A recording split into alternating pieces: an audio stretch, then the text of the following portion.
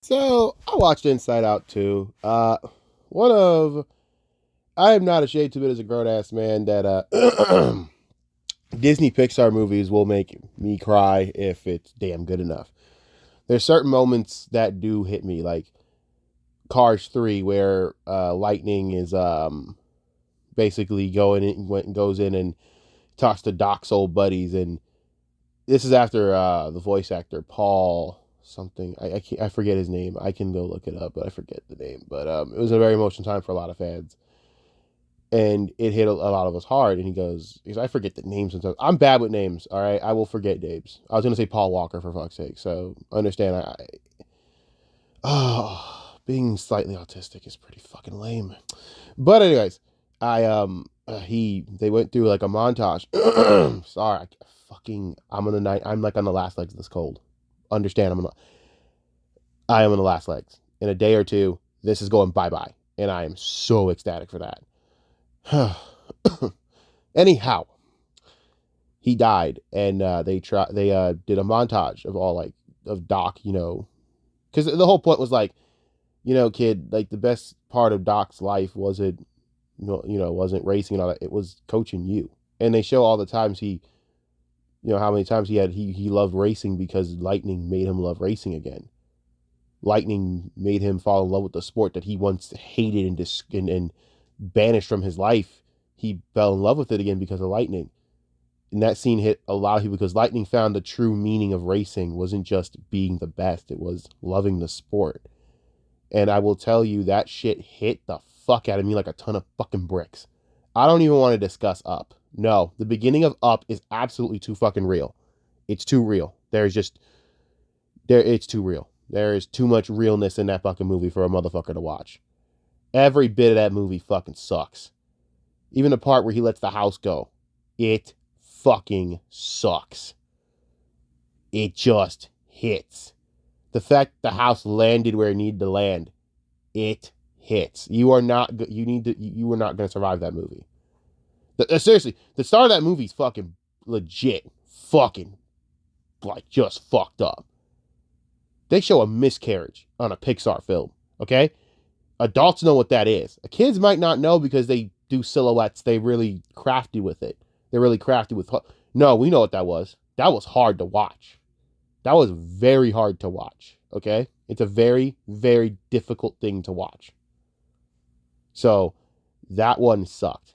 Inside Out 2 is, of course, a sequel to its predecessor, Inside Out. That the first movie again. One thing I love about the Inside Out series, there are no villains in this movie. Not at all.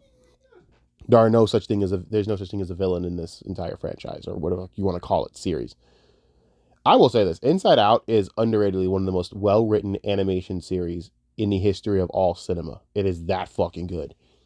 It's one thing to talk about what goes on inside your mind, but it's another thing to do it in such a way that it's just metaphored so perfectly. So in this movie, it follows, new emotions coming in because Riley's getting older. And there are new challenges that hit. And we've all been through some of this, like friends leaving or you having to fit in or shit like that, right? Because this isn't just her being a kid and acting out for moving, because the first movie was just because she moved from Minnesota to San Francisco.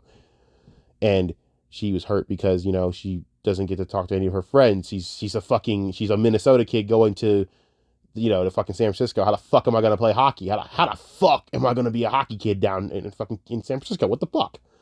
So she's going through all these adjustments. Now there was a hockey rink, and you guys know the fucking movie. Fuck you. But yeah, it's a really legit tale, like really like cold, like really legit, like it really hits.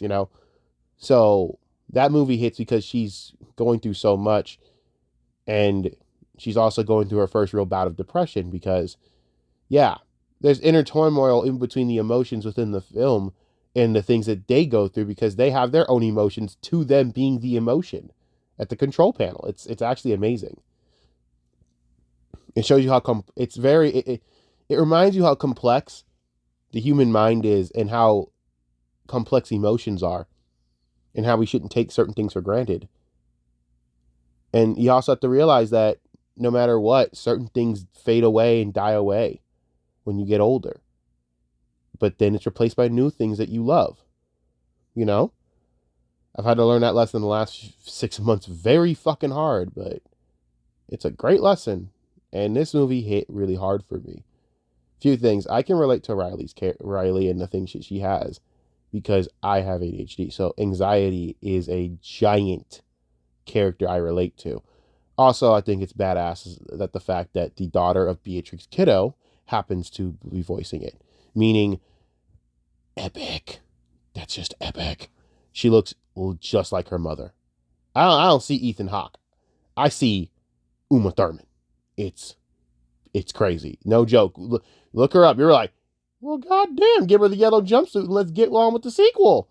Still calling for it, Quentin, you fucking bum. Yeah, you're going to quit at like 10 movies. Kiss my ass. Get to work. Get to fucking work. Don't be bitching about Hollywood. Get to work. Sitting there bitching like an old man. You better get to work. Letting fucking Clint Eastwood carry the fucking load here. Now get your ass to work. Sitting here, I'm still waiting for the fucking sequel. You made 2 movies and then teased a 3rd. And I'm still waiting for that receipt. Bullshit, man. It's straight bullshit. Anyhow. This one. So with new emotions coming in, it's the emotions that would usually hit cannot speak. It's the emotions that are usually going to hit when you reach a certain age, like embarrassment or boredom. Yes, I loved I know he's called something else, but I call him boredom. All right, I'm not calling him whatever the fuck French shit they called him. I'm calling him boredom or edgelord. No, boredom, disinterest. Damn it, there's so much to it. Multifaceted son of a bitch. Then there's Envy, who is the most adorable little fucking character ever concepted. Why would they make something like this? Damn it, Disney. And why would you have Io do it? Why would you have Io voice this? I hate you. Everything has to be just perfect. Those fuckers. I mean, the voice casting in this movie is ridiculous. I hate it for how damn perfect it is. Anyways, she's like the most. I mean, I'm not lying to you. Envy's adorable. I would die for that little fucker. Now, anyways, these characters are all basically based on the fact of you're getting older, so these characters are coming in. Well, there's a really funny running gag in this movie with nostalgia, and they're like, "Yeah, you can't nostalgia. You're not supposed to be here until like 10 years until you start. I can't not speak. Fucking Christ, you're not supposed to be here until like 10 years later when you have to come back and we have to reminisce at like 20 something years old about how we fucked up our life or some shit.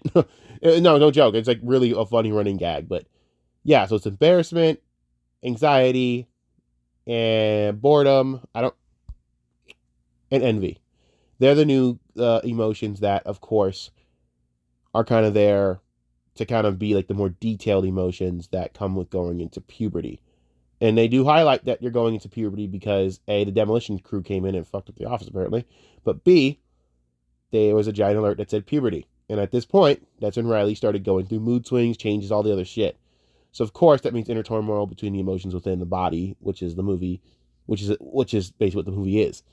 Anxiety is a character everyone says is like, I guess, the antagonist of the movie. No, she's not. There is no villain for a reason. She's not bad.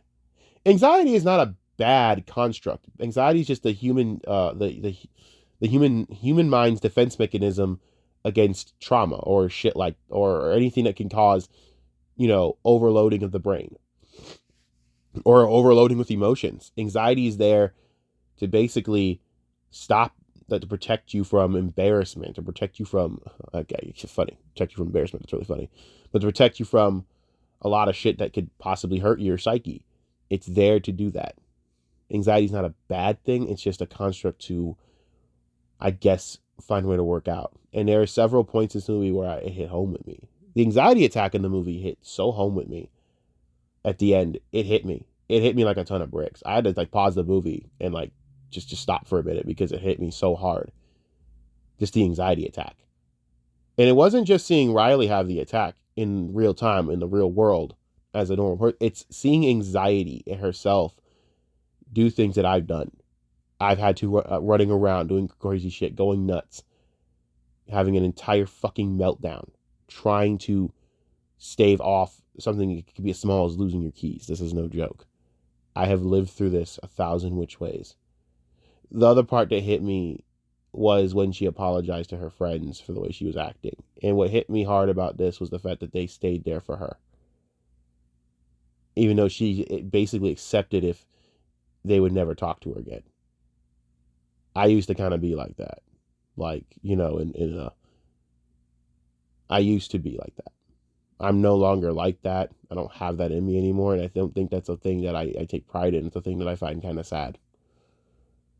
That I don't have that empathy or have that anymore inside me. It's dead. It's a dead concept. And it's not a concept. It's a dead feeling at times. It really is just drained. I don't know how I build it back up. But it hit me hard because it reminded me of everything I wish I was right now. And that sucks.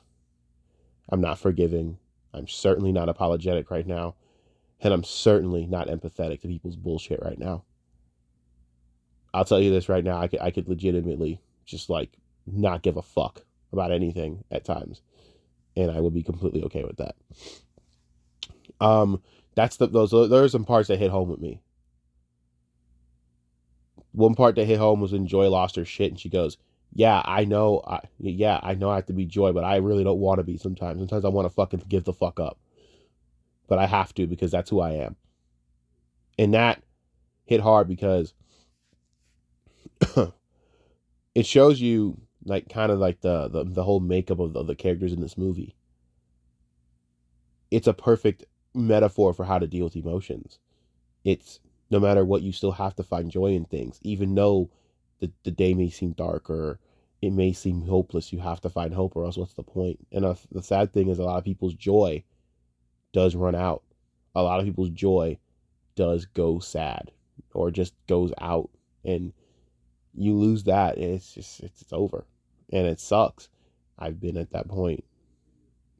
I've refound that point. I've refound my joy. It took doing everything I could to completely almost lose it, but I did it. There's just so much in this movie that hits so home with me.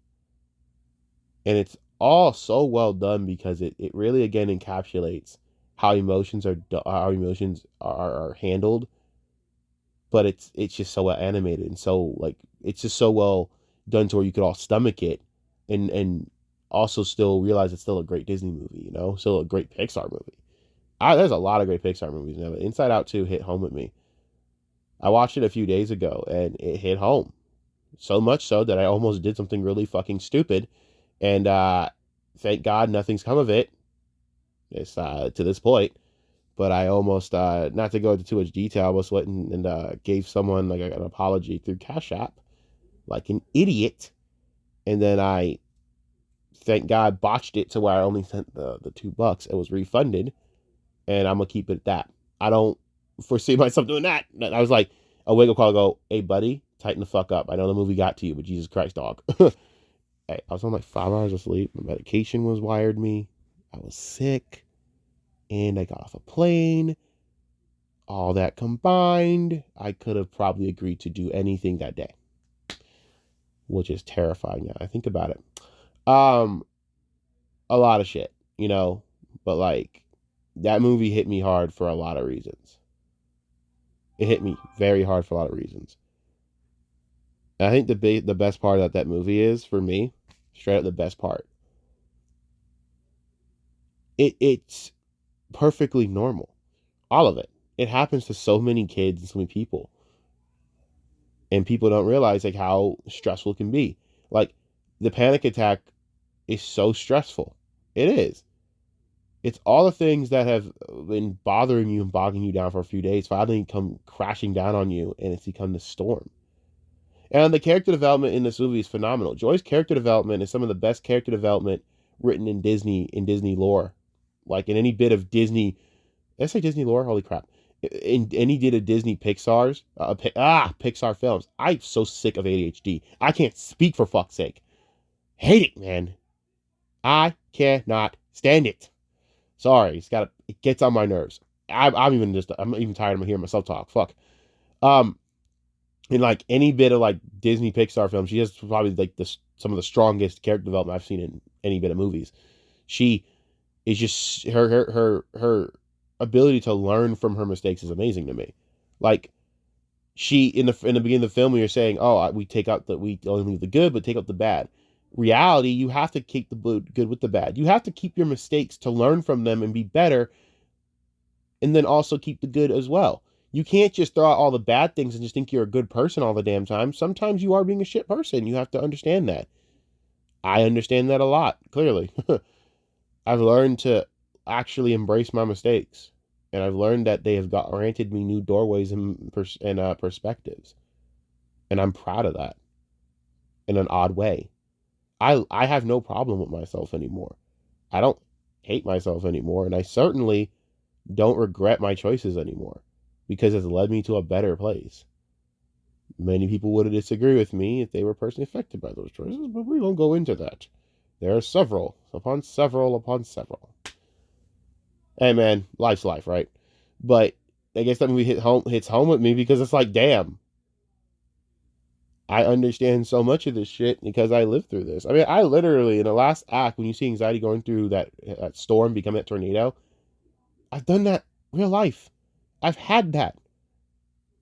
And anxiety I felt terrible for because all anxiety ever wanted to do was make sure that Riley was happy and could never fail. The problem is anxiety is a thing that is made of the fear of failure. Everyone has anxiety. Everyone. It's the fear of failing.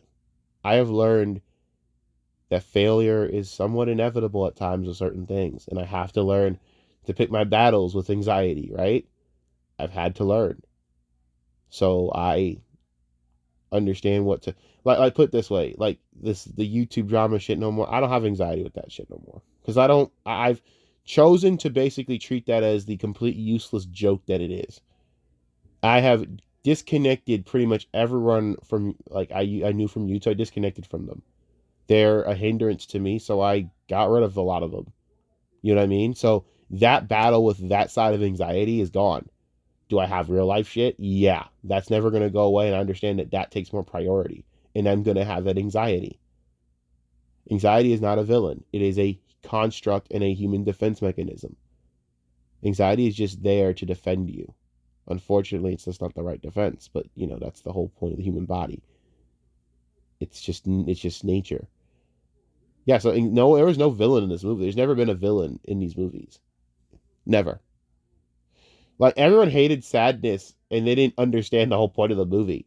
Like sadness is not to be hated. Sadness is a natural emotion because everyone gets sad.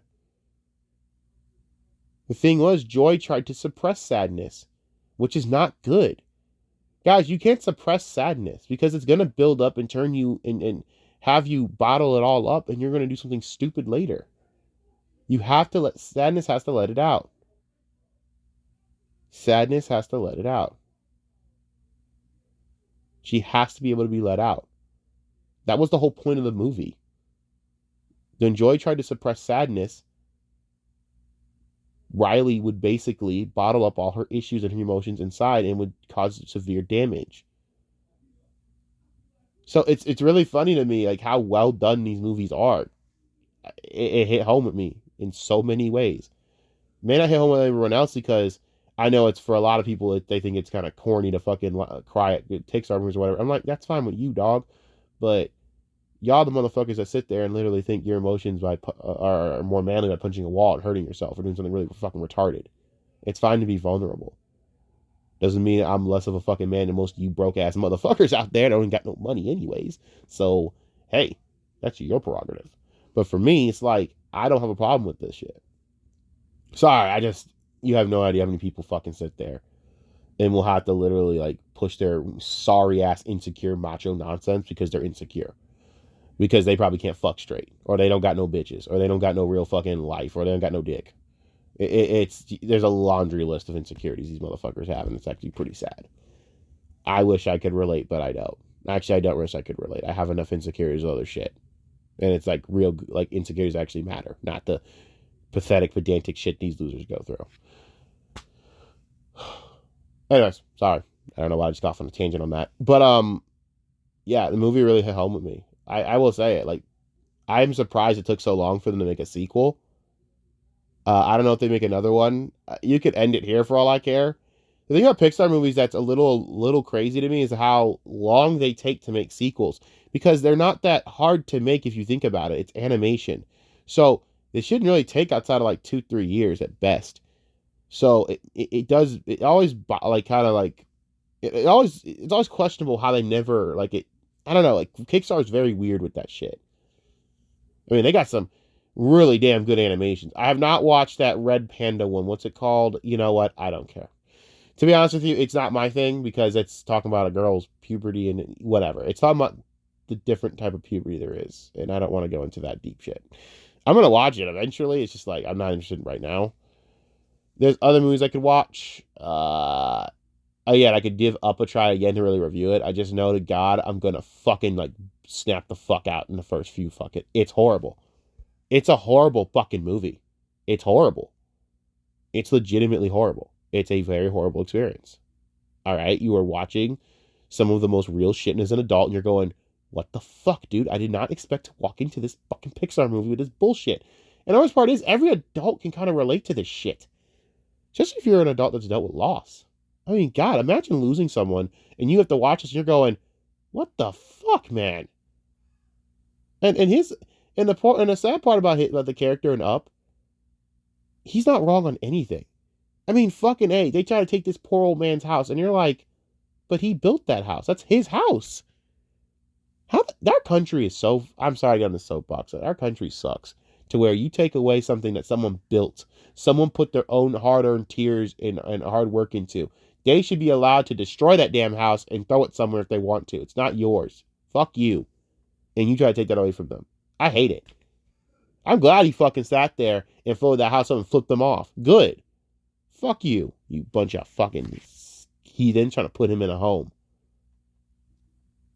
It's absolutely disgusting to me how that movie went for me. Like I hated it the way they did that in the beginning. I felt like every bit of that movie hit you with different type of emotions because you can relate to every bit of it. You know, like how dare you take something of mine? You know, it's whatever. I don't want to get into this tangent on that shit. He built that damn house. He built that motherfucker. I hate it. I mean, the fact that he lost his wife and then you see him just sit there after losing his wife, sad, alone, it hits. It's hard because it's not funny. None of that shit's funny. That entire movie's not funny.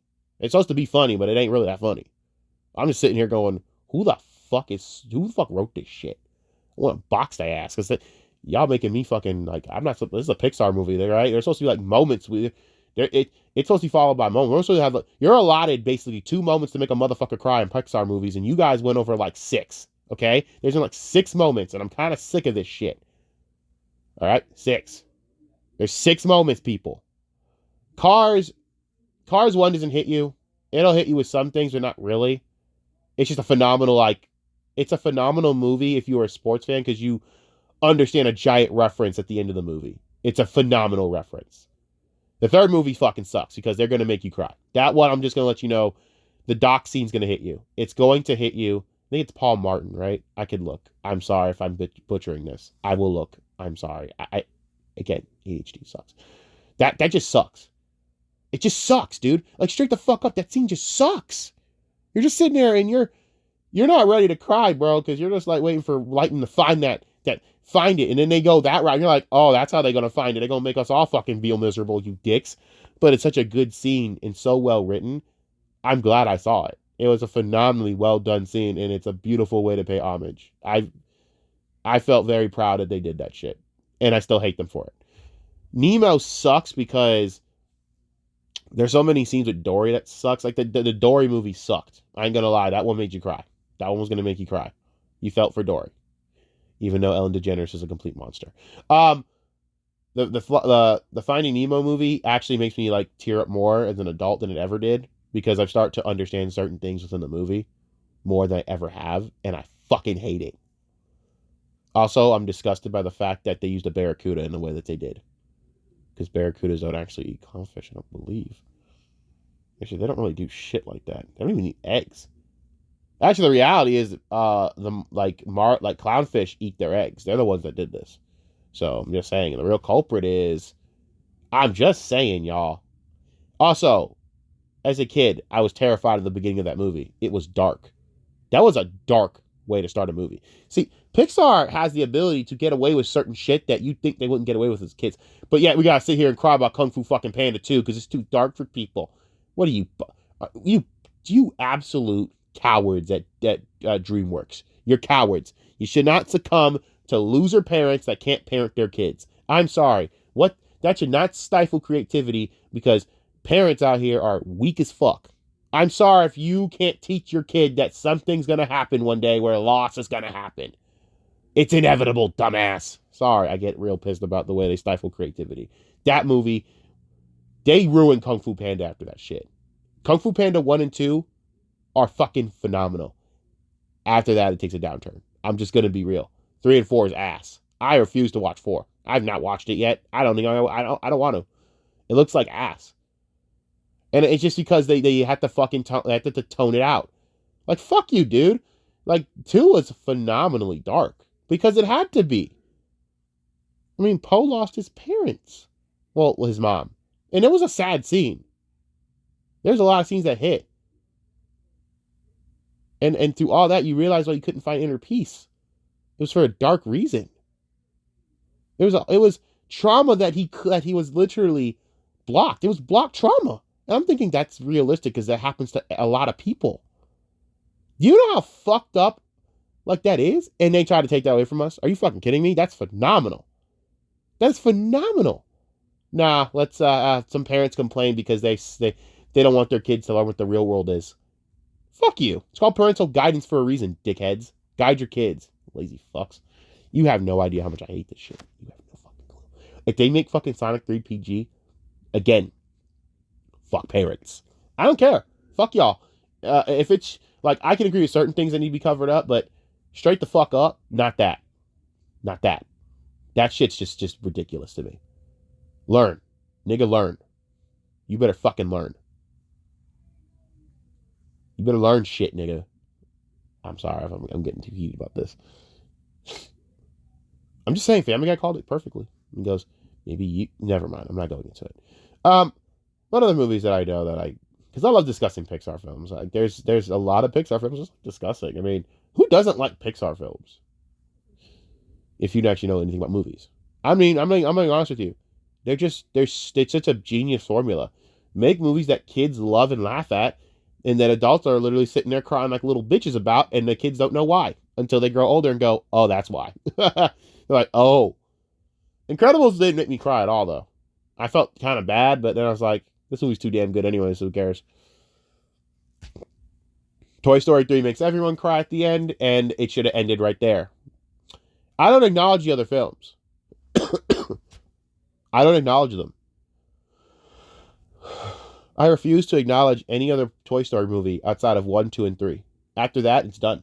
I don't know what other movies there are. I've trained myself to to basically just shield my eyes from any of the others. They suck ass, and I don't believe in them. Okay, anyways. I hate the fact they keep doing this. It's just, it's dreadful. But I could do with them with Cars. I could do Cars again. You dicks. What else? What other movies hit? There's Nemo, Incredibles. God. I mean, I'm not talking about DreamWorks movies, but we could do it. I'm gonna do a separate one for DreamWorks because I like Inside Out 2 and all the other stuff with, like, I like to keep it separate. Fuck. Almost there. I apologize. I'm almost there.